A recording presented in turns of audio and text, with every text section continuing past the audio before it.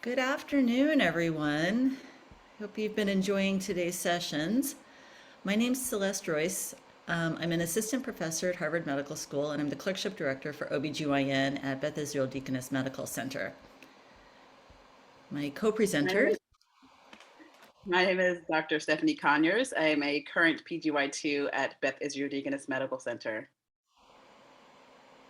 And my name is Jane Killefner, and I'm a second-year medical student at Harvard. great. So we want to let you guys know we have no disclosures, and funding for our video production was provided by the Promising Young Investigator Grant from the BIDMC Department of OB-GYN. We also want to give a major shout out to our amazing videographer, Dave Fobert. For your information, the videos being shown today are part of an ongoing project that we have to define the EPAs specifically for OB-GYN and to correspond or link them to the OB-GYN milestones. And this is part of frame of reference training for assessment faculty. We will be sending out a couple of surveys, and these will be used as de-identified answers to improve the quality of this training.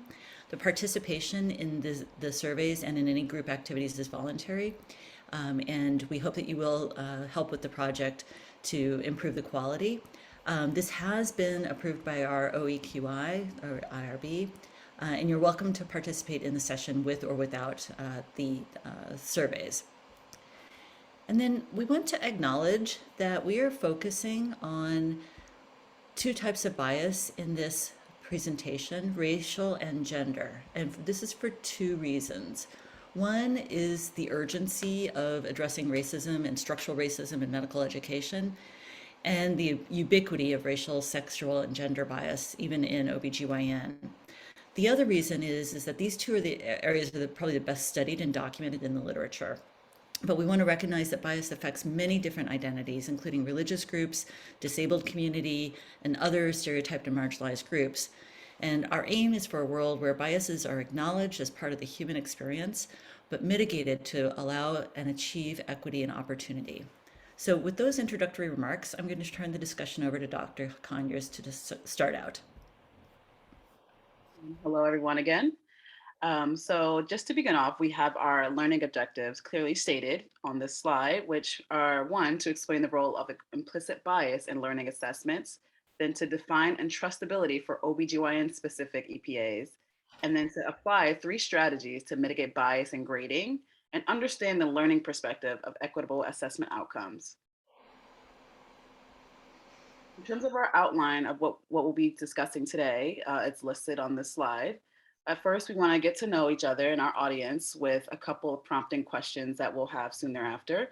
Then we'll go into our talk on bias in assessments and grades and the evidence behind it. Then we'll move on to what is entrustability anyway, in addition to the grading frameworks and potential for grading bias. Our group then recorded a series of video scenarios to demonstrate bias and assessment that we will then be showing you, followed by a discussion of bias mitigation strategies, leading to our student and resident perspective from our medical student, Jane, and myself. All right, to start off, we have a poll everywhere poll listed in the slide. Our first question is, what is your role at your medical school or institution?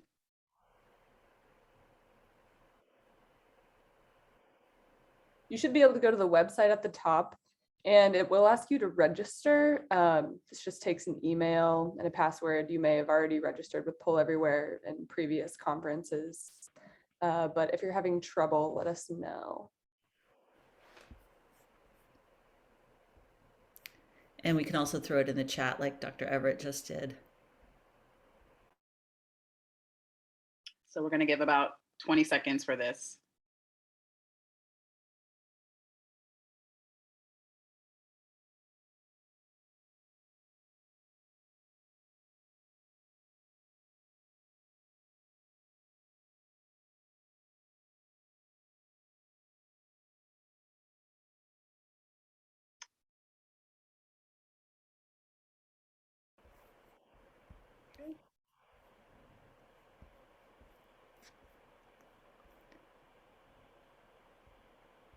Jean, are you seeing more results there?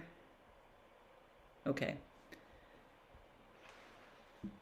Our next question is, how long have you been assessing learners? So once again, we'll give about 20 to 30 seconds to answer this question as well. Here we go.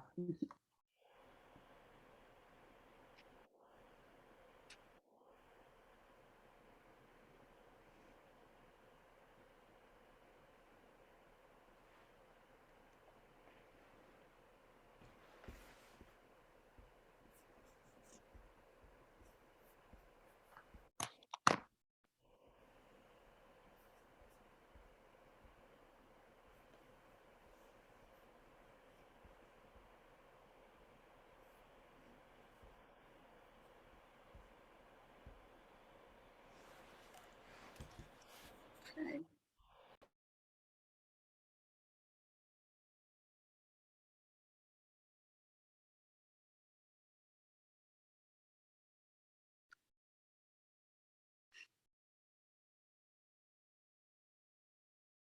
Alrighty, if everyone will just put in their answers, we'll be moving on to our next slide.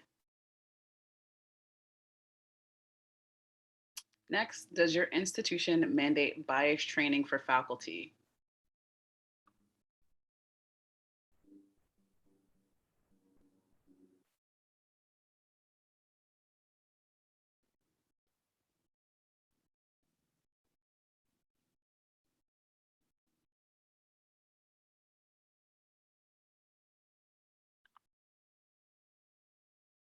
Okay, that's good to know, Elise.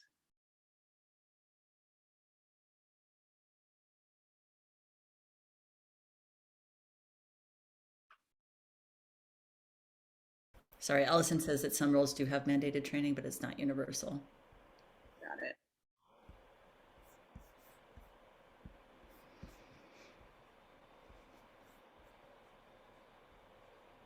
Okay.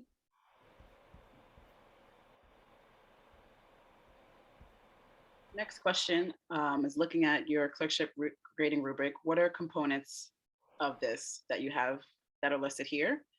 And we give an option for other, just in case there are things that we don't have listed on the poll.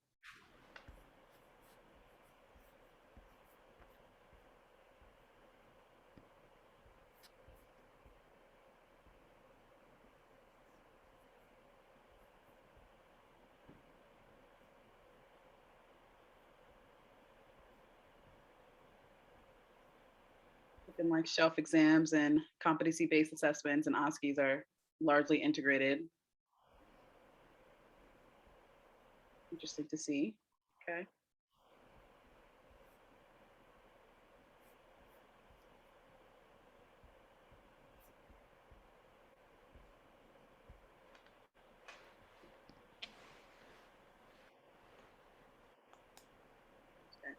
Moving on to our last question that we have for right now, are which assessment rubric is at risk for implicit bias?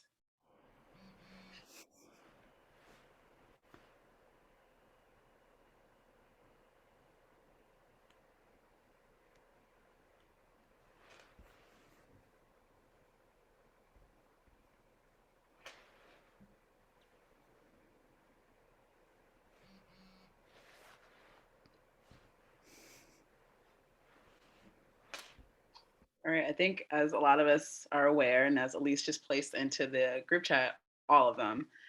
So this is a great opening question to start off our discussion, in that, you know, implicit bias is a human quality that we all possess and is not necessarily an inherent part of assessment tool, but because humans, and generally dominant group humans are the ones designing and utilizing these tools, they are at risk of not just expressing bias, but amplifying it. Which leads us to this great infographic that's on the slide, that discusses unconscious bias in a way that is easy to understand through pictures and through highlighted words, such as what is it, what are the flaws in it, and how to deal with our biases. So if you just want to take a moment to look at this great picture, this will lead us into our talk.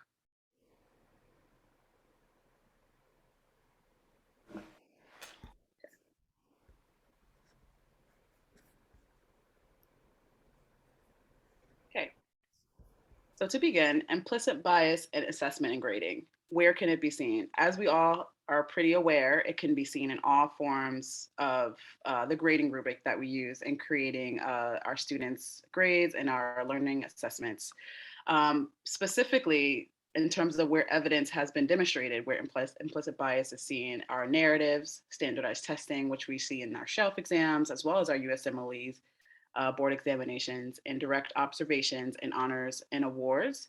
Um, Specifically, looking at narratives and evaluations, Klein et al. And Dial and colleagues found male and female residents received similar evaluations at the beginning of residencies, and the rate of milestone attainment throughout training was higher for male than for females across all emergency medicine subcompetencies, which led to this gender gap in evaluations that continued all the way until graduation. Not surprisingly, internal medicine found similar results, but for racial differences as well. In terms of, you know, accumulation of all these different implicit bias, this also leads to our Black and Hispanic students less likely to receive honors on clerkships. Therefore, they are less to receive honors and awards, such as invitations to prestigious honor societies such as AOA. Next, we have this tornado graph, which a lot of us may have seen throughout our careers in medicine. But these are the top items used by program directors to select candidates for interviews. Out of the positive factors, which negative factors being failed clerkships, match violations, step one failures, the following were the most commonly used in selecting candidates for interviews, which include step one, letters of recommendation and the MSPE letter, step two score, personal statement. Other factors that were highly valued, although not widely as used, included clerkship grades, professionalism and ethics, and leadership qualities, and AOA. So are all these factors subject to bias? Yes, certainly. Specifically looking at standardized tests, the answer is absolutely. There are a whole series of studies that show that one, URMs have lower scores on average, and two, standardized test scores have little to do with the quality of the clinical care or performance that are completed by our students. Therefore, if we want to interview the best students for our program, step scores may not be the first factor to consider moving forward. I also would like to note that step one is moving towards pass fail, so hopefully this becomes a moot point in the future. But moving forward and talking about letters of recommendations, narratives, these are things that are likely to here to stay with our department for a while and our field. And these are particularly susceptible to bias, as demonstrated in many studies. Ross et al., shown here as an example, noted that white applicants were more consistently described as exceptional and outstanding, while Black applicants were demonstrated as competent, solid, and articulate, which is an especially racially charged adjective. Therefore, when looking at narratives for gender bias, women are more frequently described in words of more emotional factors, such as compassionate, caring, and kind, while men are described more frequently in terms of their leadership qualities, such as taking charge or ownership, autonomy, decisive, etc. Therefore, we can see how these different words that are being used can affect how we view our applicants coming into the field. Next, there are also been studies that show that composite clerkship grades, of course, which depend on narratives and other interpersonal interactions, also show that white students receive higher grades overall than non-white students in clerkships. Listed, we have a couple studies on this slide, which have found that the racial disparities between this, specifically 4 and 6 required clerkship grading disparities were found to favor white students over either URM or non-URM minority students. And on all of these analyses, after accounting for all available confounding variables, grading disparities always favored white students. So we can see how this is a problem for our diverse student body and specifically our non-white students.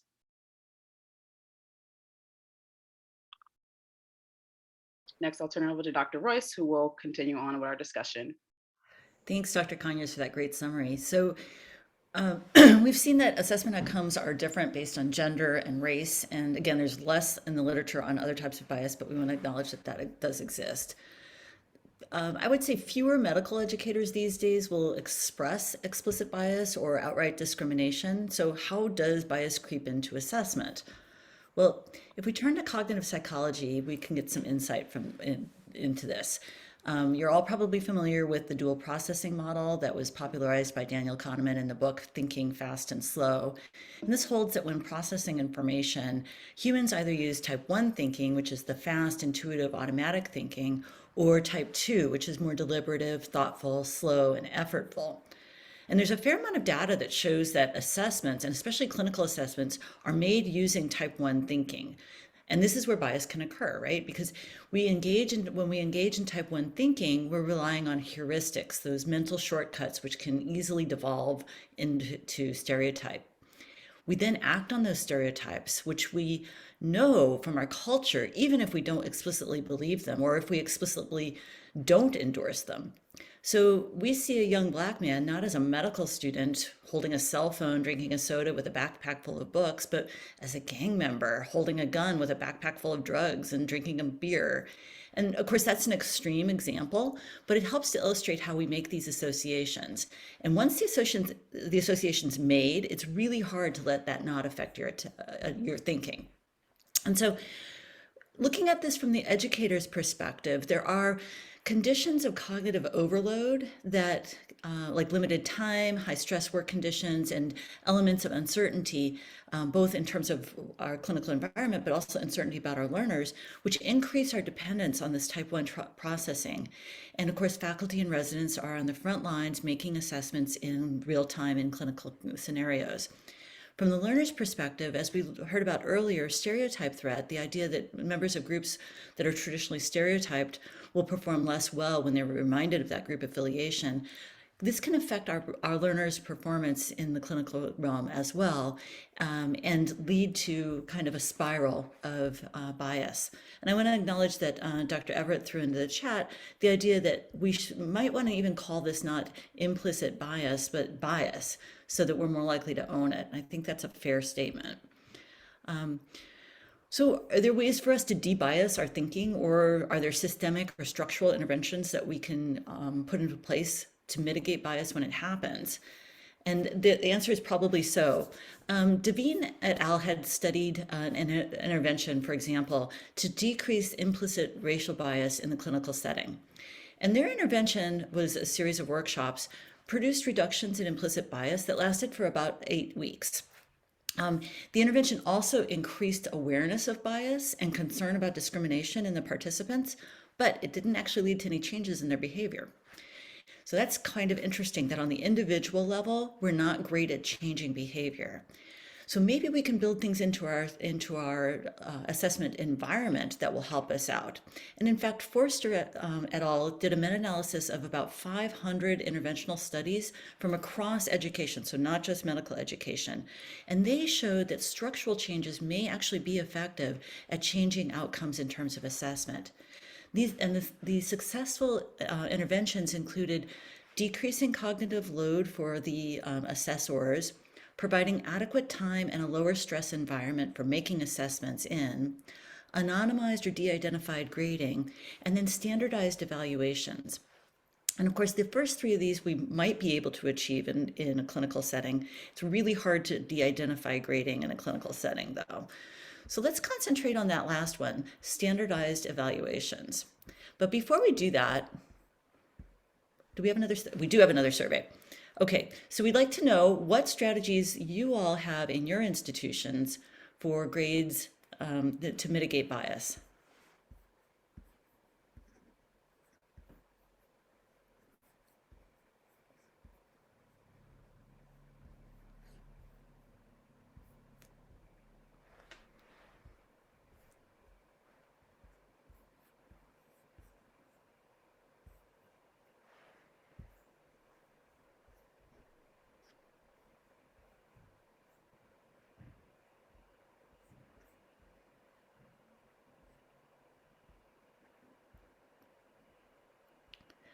Dr. Everett, when you say CSE, is that your clinical skills exam?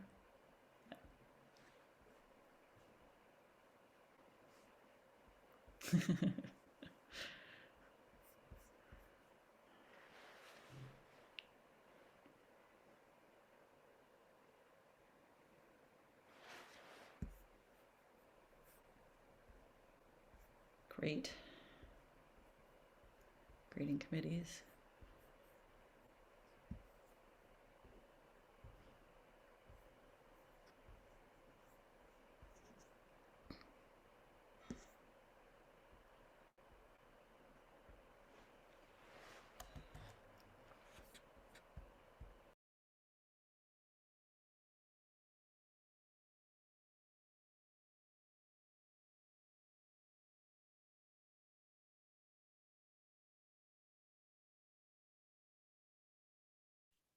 Yes, so starting to talk about some of the bias mitigation strategies. First, there are some things we need to acknowledge. So earlier, Steph mentioned bias is present in humans, and because systems are a product of humans, these assessment tools and ways that we assess students are prone to bias. And so acknowledging in the first place that bias exists. Then talking about exposure to diverse peer groups. So thankfully, medicine is becoming more diverse, and in this process, it's been called to everyone's attention that several things we think about are very Eurocentric in grading in medicine, such as how do we expect students to express empathy to patients in OSCEs. Also considering multiple sources for assessment. So things like OSCEs versus shelf exams, board exams. This can be a strength in that it looks at students from different points of view, but also it allows different kinds of bias to creep in. The people who are writing those test questions, the people who are assessing these students in OSCEs. And then lastly, talking about empathy and how people who are trying to mitigate bias are strategizing and having empathy for those who are going at this as they continue to make way in this process. So next, talking further about bias mitigation. So David Quinn, Dr. David Quinn at USC, who does a lot of research on education, has made a lot of leeway in encouraging rubrics. And his work focuses on how whenever you allow vague evaluation criteria for graders, often bias creeps in. And I see that every day in medical school. For example, whenever I switch physicians frequently, different physicians expect me to evaluate patients in different ways, do different presentations, do different notes. And this is different physician to physician. They each have a niche way that they would like things done. And that allows their own judgment to come into how they grade me. Whenever you have a predetermined and clearly specified standard like an EPA, I know what's expected of me, the physician knows what to expect of me. And whenever that's communicated to me beforehand, I especially know how to hone my skills and what to focus on. So thinking about how these guidelines empower both the student and the physician to not be so subject to bias. And then thinking about competency-based assessment and how it can hold great promise for eliminating some of this bias from how students are assessed. Thanks, Jane. So now we'd like to talk a little bit about competency-based assessment. And as we all know, medical education is moving towards competency-based or criterion-based assessment of professional activities. And this is grounded in both the patient safety movement and as well in adult learning theory. Competency criteria referenced assessment requires supervising physicians to decide whether a learner is entrustable to perform a given activity and at what level of supervision. So from novice, where the learner basically shadows while the instructor performs the activity, to independent practice, where the supervisor is available essentially for a consultation while the learner performs the task more or less independently. And this depends on set criteria for decision making regarding competency. Rather than the instructor's feelings or beliefs, there are checklists or lists of items that a learner needs to demonstrate in order to demonstrate competency. And this is intended to provide uniform and objective decisions on entrustability that are transparent and transferable across institutions. So hopefully, a student assessed as entrustable at one institution will be the same as at another institution. Most of us are now familiar with the entrustable professional activities on the next slide, which are the activities that all graduating medical students are expected to attain. And these were endorsed by the AAMC in 2014. EPAs have associated criteria-based assessment tools for ensuring that in the transition to residency, interns are ready to function on day one. On the next slide, we have a list of the 13 EPAs for those who are not familiar. And on the right side, you can see there's a point in, or it shows where in the professional development for our learners, we expect that they would first be able to demonstrate entrustability. And we're going to focus on EPA 6, providing an oral encounter of a patient care, or providing an oral presentation of a patient encounter. And this slide describes the knowledge, skills, and behaviors associated with the activity, the settings in which the learner might demonstrate the entrustability listed on the right-hand side there, and the associated qualities that are implicit in performing the activity at the level of entrustability. So you have to be able to communicate, you have to demonstrate respect and compassion, reliability, accountability. And this work has been done by Dr. Elise Everett, our group, Dr. Starhampton at Brown, and the folks at UCSF over the last few years. And we have been mapping the EPAs to the OB-GYN milestones.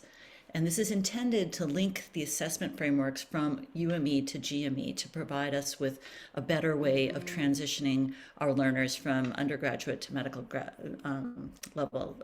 to graduate level medical education. On the next slide is a scorecard or checklist that we use at HMS to evaluate if a learner has demonstrated entrustability. And again, this is for EPA 6. So in a summative assessment, competency would either be a binary choice of yes, the learner has demonstrated this and is competent, or no, they haven't. But in recognition that these are developing skills, we essentially use a 5-point scale with behavioral anchors, as you can see.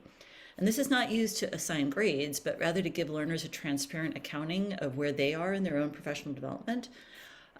Again, this may decrease bias in the assignment of achievement levels because we have clear standards, and this is a rubric for allowing clear communication between the learner and the instructor. So now we'd like to give you all a chance to try this out. And Jane is hopefully going to work some magic.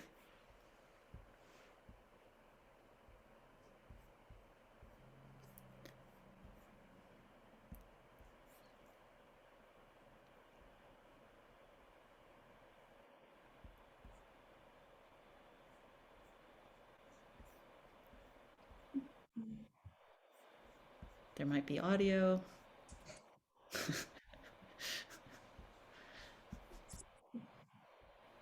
Entrustable Professional Activity 6 provide an oral presentation of a clinical encounter. The criteria for entrustability include provides complete, accurate, and logically sequenced oral presentation, presents pertinent findings without prompting, requires less than 5 clarifying questions, spontaneously presents most elements of the H&P, and uses notes only for reference. In the following video, we'd like you to watch the learner's presentation and make note of the following. Is this an entrustable level learner? Which key components of oral presentations are present? How does the learner understand the assessment components? What elements suggest evidence of implicit bias? Are any debiasing or mitigation strategies demonstrated?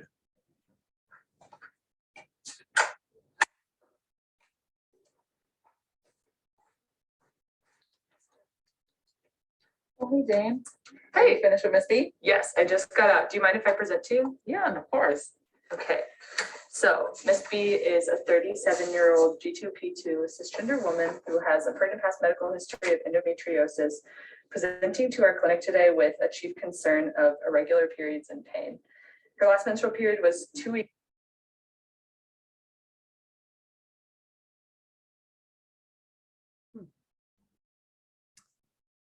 Oh, is that frozen for everyone? It is frozen. Let me change how I'm sharing it. See if that helps.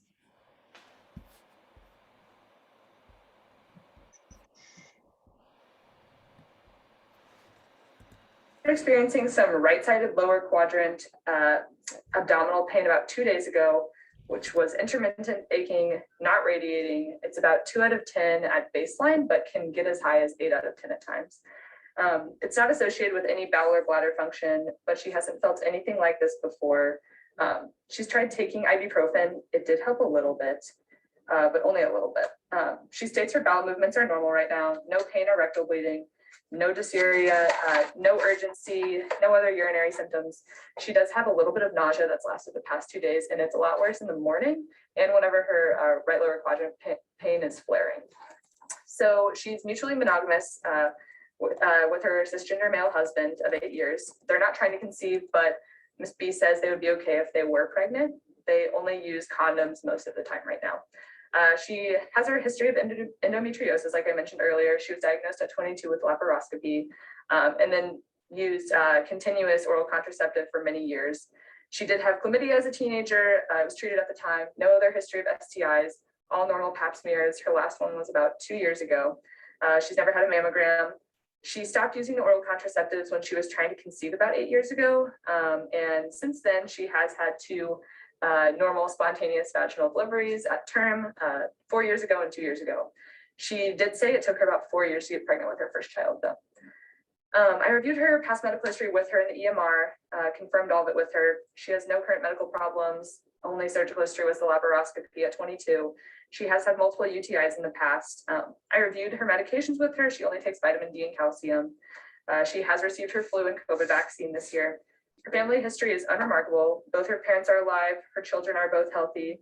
She exercises a few times a week with running, but she hasn't really been able to do it the past few weeks. She says she does feel safe in her relationships, both at work and at home. She works as a paralegal and is in the office about 2 days a week, works from home about 3 days a week. Her review of systems was otherwise unremarkable. I did her physical exam with Dr. Atkins before you came in. Her vital signs were a blood pressure of 106/68, heart rate of 80, and afebrile, so all within normal limits. Her BMI is 37. She was comfortable, not in any acute distress. Her exam was unremarkable up to the abdomen. Normal bowel sounds. You can see her surgical scars from her laparoscopy. There was some diffuse tenderness, worse on the right lower quadrant and located under her surgical scar. No palpable masses, no rebound or guarding, no CVA tenderness, no inguinal lymphadenopathy. She does have some suprapubic tenderness as well. On pelvic exam, her external genitalia appeared healthy. The speculum exam did show some scant red blood. Her cervical os did appear closed to me. On bimanual, the uterus was about 8 centimeters, anteverted and tender. The adnexa were difficult to palpate and pretty tender, more on the right than the left. And I didn't notice any masses, but Dr. Atkins said that she noticed more fullness on the right side.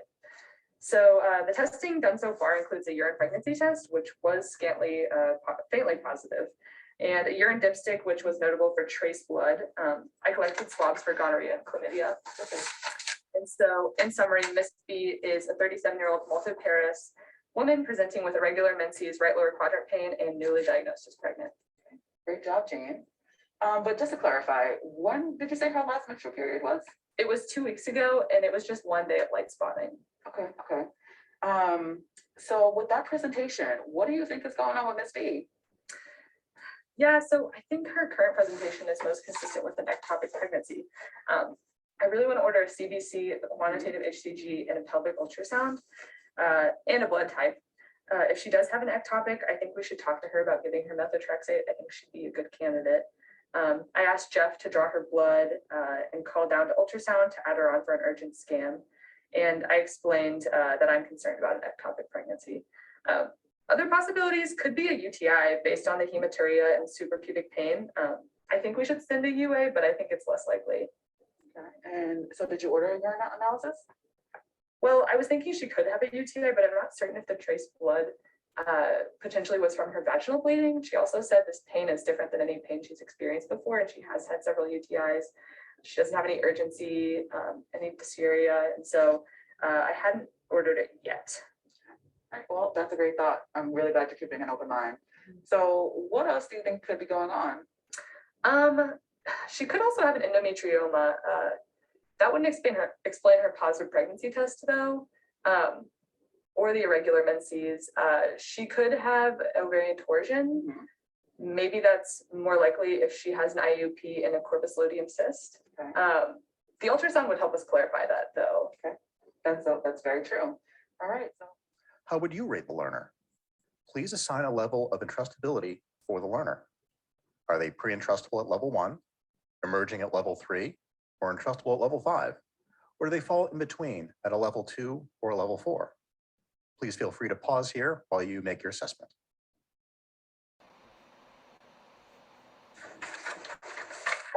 hey, Dr. Rice. Oh, hey, Steph, what's up? I just saw a patient in triage, and I would love to staff with you if you have any free time. Yeah, okay. Yeah, go ahead. Yeah, okay, Yeah. great. So this is Miss C. Uh-huh. She's a 24-year-old G3P2 at 34 and 1. Okay, whose patient is she? She is a patient of Dr. Mendiola's. Indiola, okay. So she is presenting, would you like me to start over? No, go ahead. So she's presenting for evaluation of a headache. She reports that yesterday, she started to experience a 7 out of 10 in intensity headache that improved minimally with the use of Tylenol. She describes it as dull, non-radiating, and prefrontal on like her head and on her forehead. And then today when she woke up, she continued to experience the same headache. She tried taking Tylenol again and got very minimal improvement. Therefore, she called her primary provider and they told her to come in for evaluation. Okay, so she wasn't seen in the office. No, Okay. no. So she just called Dr. Mandela. Okay. So while in triage, she endorses the same headache that she reports that she had yesterday and the day before that. And so she says that the Tylenol did not help. She does report that she's noticed some increased swelling in her lower extremities, but she says this happened in her previous pregnancy, so she wasn't too concerned about that. So in short, this is a 24-year-old G3P2 at 34 weeks and 1 day presenting for an evaluation for headache that is likely secondary to pregnancy-induced hypertension, whether it be gestational hypertension or preeclampsia, based on her history and physical examination, notable for the mild range blood pressure. I believe the labs will help us differentiate between what's going on. However, in the meantime, we should monitor her closely here in triage by getting repeat blood pressures in addition to treating her headache with different medications such as Furostat and Compazine. Okay. Yep. So it's a good job. So there's a couple of things though that I don't know that I need to know about this patient. Okay. I thought it was a pretty thorough examination. History and physical examination. Yeah, no, I think it was, but there's a couple things that you left out. So I need to know about the baby. Oh, okay. This was a pretty uncomplicated prenatal course. She had a normal fetal scan and survey. Yeah, I'm talking about the fetal well-being at this point. Oh, yes. The tracing. Yes. Yeah. So sorry about that. No, good. So her tracing, baby's heart rate was 130s. She had moderate variabilities, positive X cells, no D cells, and her tocometer was flat, so no contractions on there. Okay, and there's one part of the physical exam that you didn't include as well. Did you do a cervical exam? Oh, Did you yeah. hear if she's pregnant? Yeah, I did actually. I'm so sorry. Her cervix was closed long and post. Okay. So, I think that your assessment is fine. I Okay. agree with your plan of getting the labs and finding out what those are. If she turns out to have preeclampsia, though, what would you propose that we do for her? How would you rate the learner? Please assign a level of entrustability for the learner. Are they pre-entrustable at level 1, emerging at level 3, or entrustable at level 5? Or do they fall in between at a level 2 or a level 4? Please feel free to pause here while you make your assessment.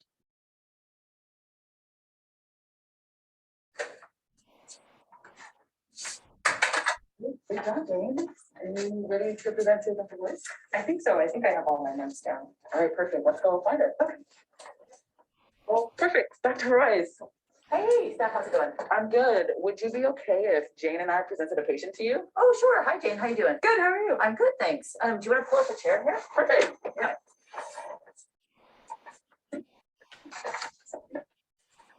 So Jane is going to present to you our patient, Miss B. Okay, great. So we just saw Ms. B. She's a 37-year-old G2P2 with pertinent past medical history of endometriosis, presenting for irregular periods and pain. Her last menstrual period was 2 weeks ago, but only was 1 day of light spotting. What was her period before that? I believe Jane is going to tell you a little bit more about that in the presentation. Okay.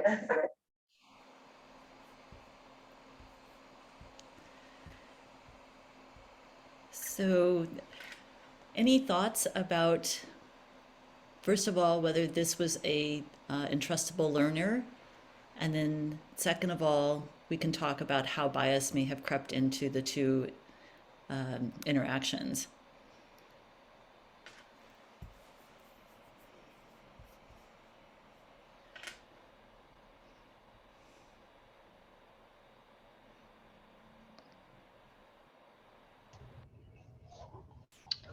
Do,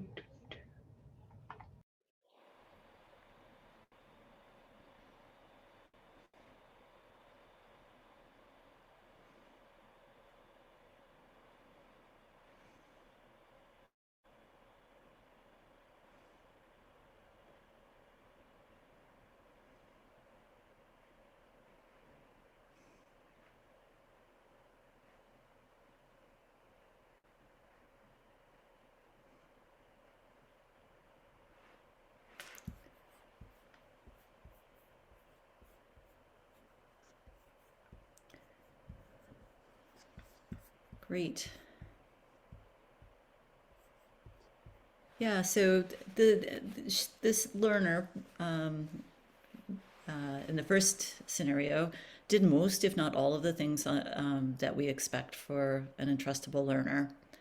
And going by our checklist, really the only thing was that she didn't perhaps present without notes. Whether that's something that makes you entrustable or not, I think we could just debate. And perhaps her differential diagnosis was a little bit less ordered than we might have liked. However, for the most part, she achieved everything that we would expect at a level 3. And so it looks like most people are agreeing that this is an almost entrustable learner at level 4. And then for the second encounter, did anybody appreciate any differences in the level of entrustability of the learner from the first learner to the second learner? So from the Jane to the Steph. And you can feel free to unmute and shout out if you like, since we're a small, intimate group. I mean, I think in the second one, or there was different body language between the two people in the video than there was in the first video. And so it was interesting to pay attention to how you react to that as a third observer. And I could see this happening on the, where maybe like a resident was evaluating a learner as a third observer, and I was giving that kind of body language to a different, to a student. So I guess, on the checklist, I thought the second learner was more at a 3 than a 4. Just missed a few things like the examination of the fetus, and which I can, sympathize with as an oncologist. I would have totally left that out, but missed a few of the key H&P points. And I'm interested, at least, what you meant by the body language. How do you think that influenced the interactions? Well, I mean, I don't know how much of it is staged, but you're certainly wearing your white coat. You're very tall. You have a lot of presence. And you have your arms crossed the whole time. And then Dr. Conyers is, kind of in her scrubs, maybe looking a little overworked and underpaid, and a little bit put on the spot. And then I think some of in terms of the language or the approach that you use to sort of elicit the additional pieces of information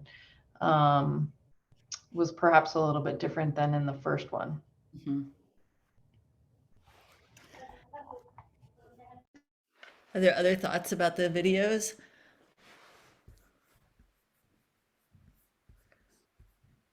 Well, we did have fun making them. I think we have time to show some feedback videos. Jean, do you have those available? Yes, I do. Let me pull those up.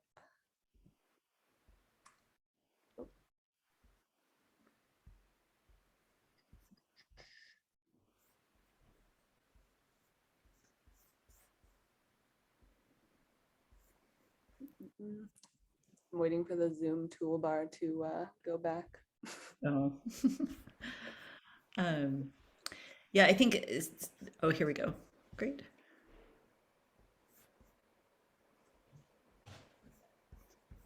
Great. Jane, thank you so much for staying a little bit late, just so I can give you some feedback. I really like to try to give it as soon as the introduction happens. So thank you so much. Yeah, no problem at all. Okay. So I really thought you did great overall. I think that your presentation skills are at the level or slightly above that of a third-year medical student. So kudos to you. Just to be a little bit more specific and objective, like we have a grading rubric that we use. And so when I think back about the rubric, I think, to start, you did a wonderful job at, having a very easy to follow and sequential presentation. That was very thorough and complete. In addition, you did a really excellent job at giving pertinent positives and negatives. So for example, when you gave, the detailed presentation on her menstrual cycle, such as what it was before the past couple of weeks versus what it was now, that's very important for us in terms of coming up with a differential, especially in our field of obstetrics and gynecology. Lastly, I think it really speaks to your strength of your presentation that, I didn't need to ask that many questions afterwards in order to get more information from you because it was all stated there.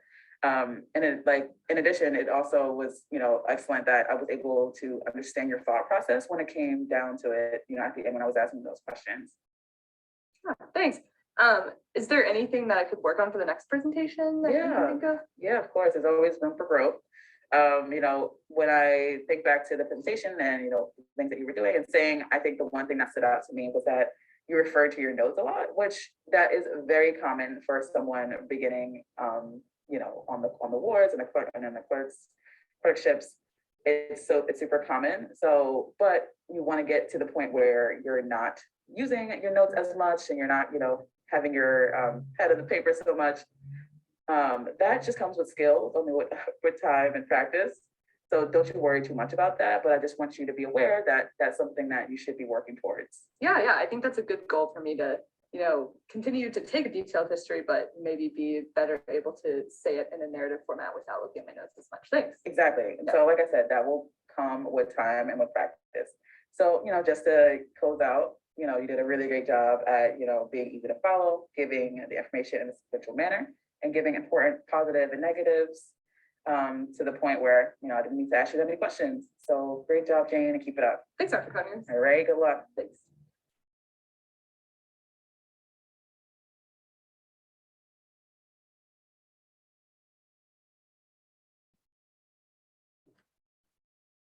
Hey, Dr. Royce. Could I ask you for some feedback from my presentation earlier today? Yeah, Jane, right? Yes. Yeah, hi. Sure. Let me just close this out here. Yeah. So that was the patient that we saw with Steph Conyers, right? The resident? Yeah. Yeah, actually, I've been thinking about your presentation a lot.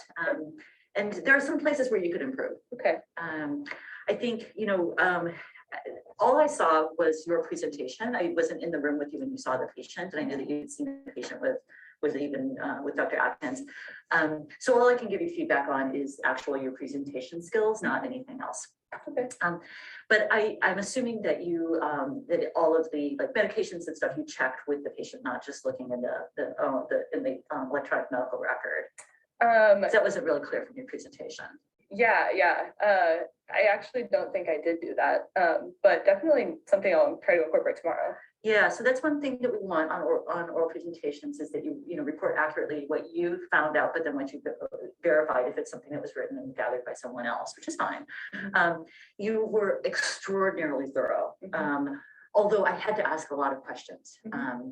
and I actually had to turn to Dr. Conyers a couple of times because I wasn't 100% sure that you had that information. Mm-hmm. So being I think a lot of medical students in your position sometimes can be a little bit meek I think that might have kind of played a role there. And like, for example, I don't know if you've seen your co-student Justin make any presentations, but he's very forthright. He comes up with a plan. He, makes a statement and stands by it. And, when we were going over the assessment and plan for your patient, you kind of said, well, I think it's an ectopic pregnancy, but maybe it could be a UTI. And, it would be much better if you had an organized assessment and plan, maybe going by problem list and have that as a structure. So those are some things that I noticed. One other thing I did notice was you referred to your notes a lot, and that's, at this stage in the game is, kind of where medical students are, but it's a place to improve on. And then the last thing I'd say is that you mentioned that you were going to ask the MA to draw some blood. And I don't know if you ever closed the loop with him. I think that's another thing that's important to do, is just to make sure that you close the loop with anybody that you communicate with on the team. So those are some things that I noticed about your presentation. Does that kind of ring true to what you were experiencing? Yeah, I think, thank you for that feedback.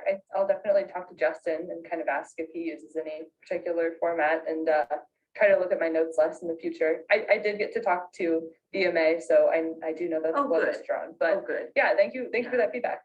Yeah, I think, you've got a ways to go, and that's okay. That's, but I think that, really trying to put yourself out there a little bit more, trying to have more of a presence, trying to take on that leadership role. Those are things that you can aspire to. Okay. Yeah. Perfect. Yeah. Well, thanks, Dr. Rose. Yeah, you're welcome. Have a good night. Thanks. Okay.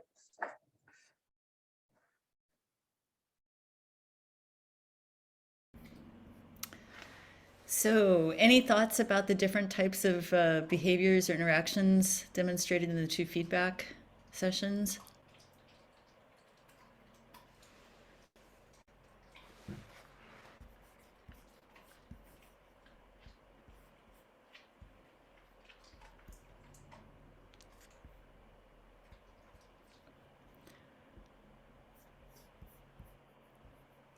I think it's, I don't want to, no one's speaking, but so I'm happy to chime in, but We appreciate it.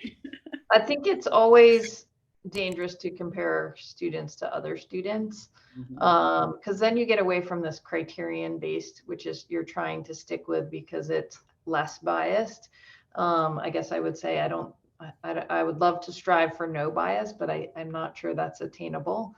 But less biased. Whereas if you start comparing to others, now you've gone to a normative system. And then certainly the gender comparison pops out, and the sort of rewarding male students for behaviors like, structure and organization, and sort of sticking to their guns, and not rewarding female students for those same attributes. I think we have to be careful about that kind of bias, and vice versa too. I mean, we see that female students like perform higher in sometimes residency program, or sorry, clerkships like family medicine, and others when it comes to sort of communication and sort of patient rapport. And is that truly that they're performing better, or is it that we are again biased more towards women in that sort of more nurturing role versus men in that nurturing role? So I don't know, those are just some off the cuff comments.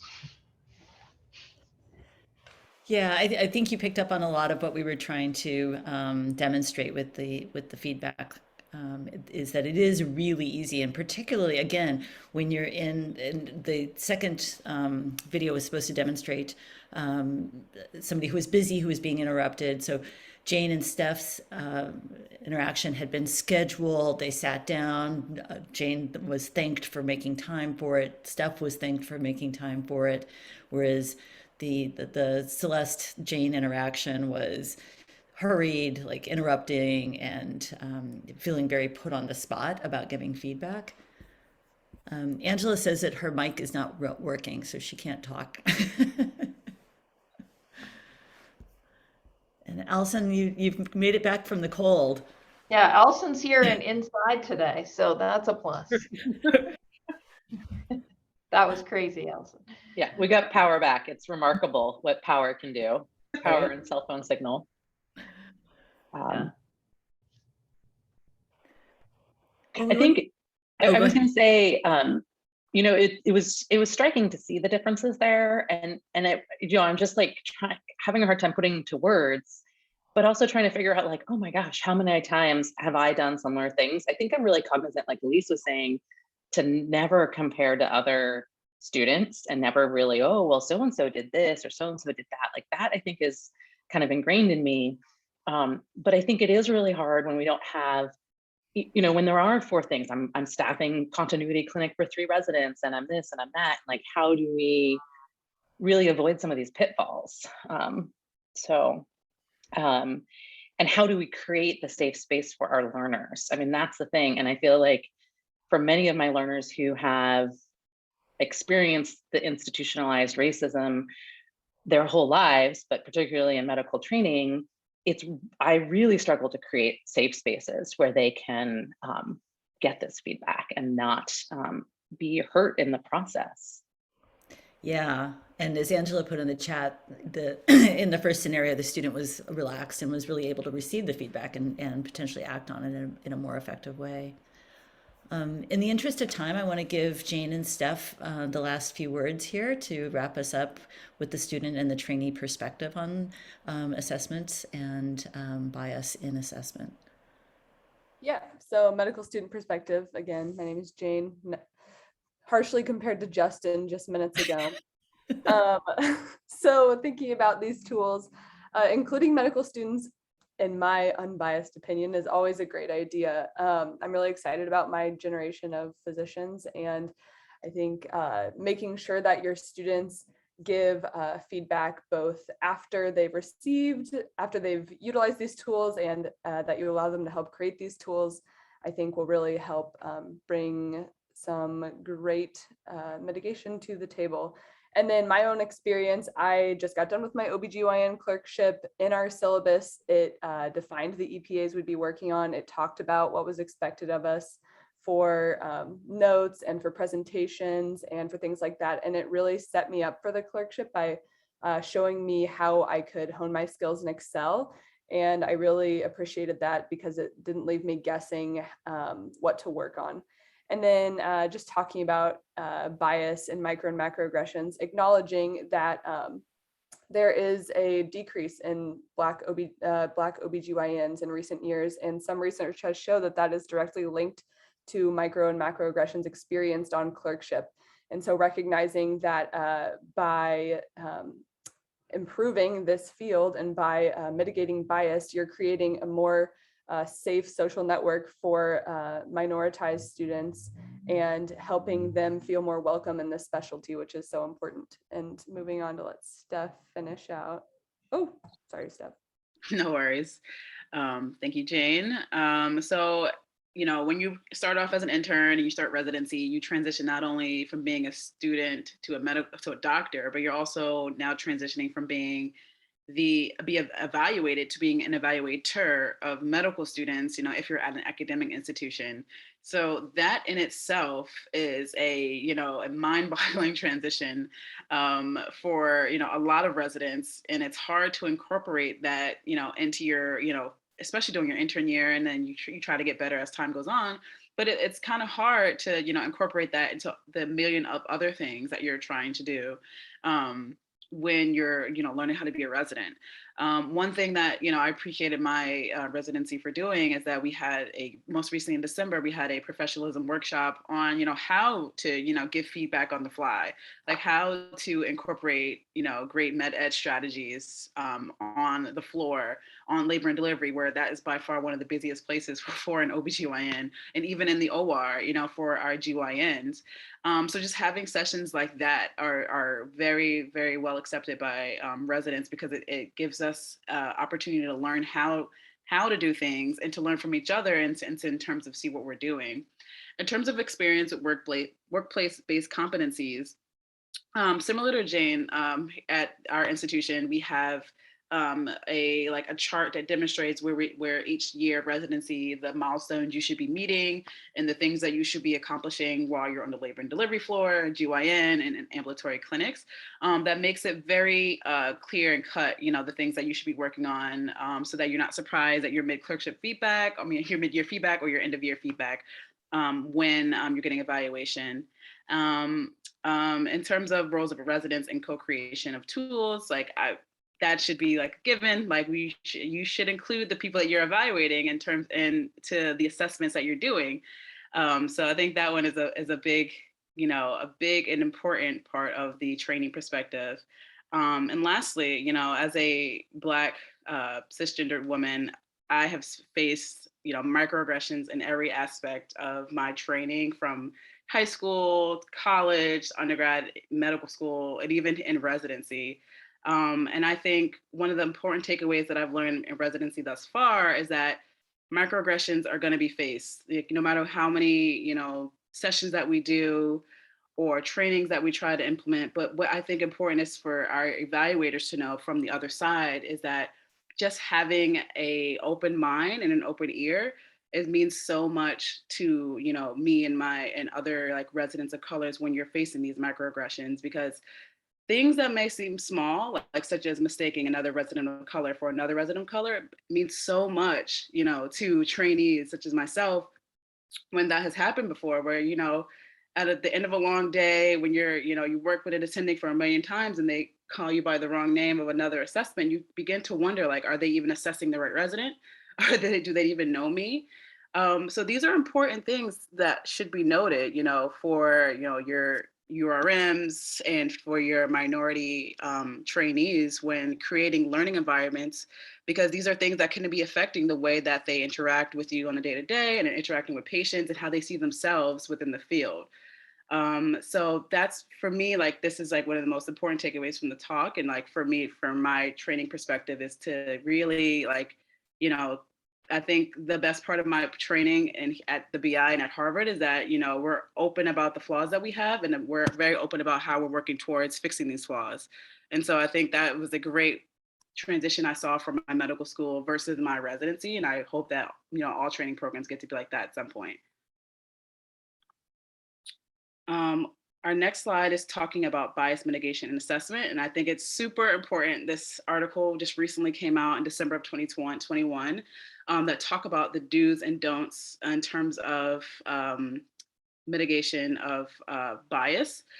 So do's in this article were education activity for which there was an evidence of effectiveness, and the don'ts were evidence of no effectiveness or harm. I don't think I have the time to go into it in totality, but I just urge that you all read this amazing article to readdress the differential attainment that are experienced by URMs in medical school. Okay.